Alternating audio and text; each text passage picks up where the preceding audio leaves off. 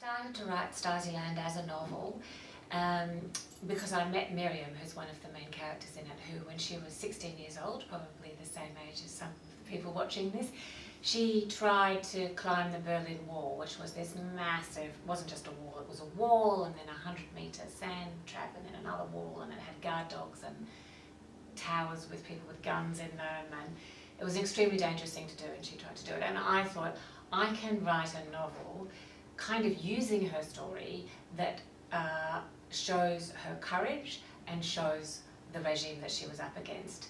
But then it became clear to me that I was living in Berlin and there were people, there was Miriam in Leipzig, and there were people like her walking around with these stories to tell, and no one was telling them. And I thought, I can't use these stories for my own purposes, whatever they are, my literary, artistic purposes, when these stories need to be told as the truth, because otherwise they're going to be swept under the carpet. That's what I felt. And so it was a kind of decision based on wanting to bear witness to that very recent history, I think. All That I Am was different. This was anti-Hitler activists, so it was 40 years before. We're talking in the 1930s.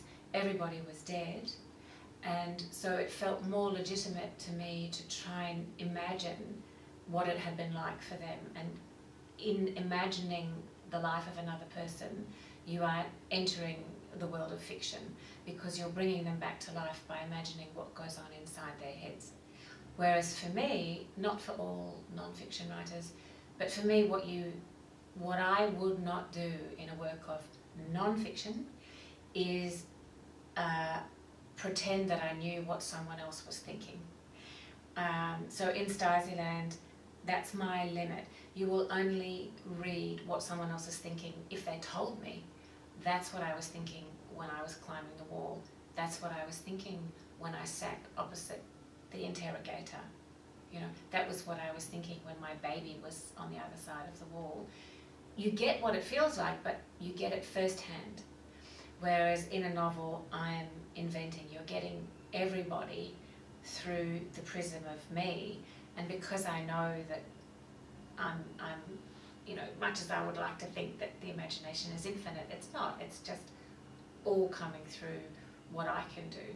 So both books are about bearing witness, but in very different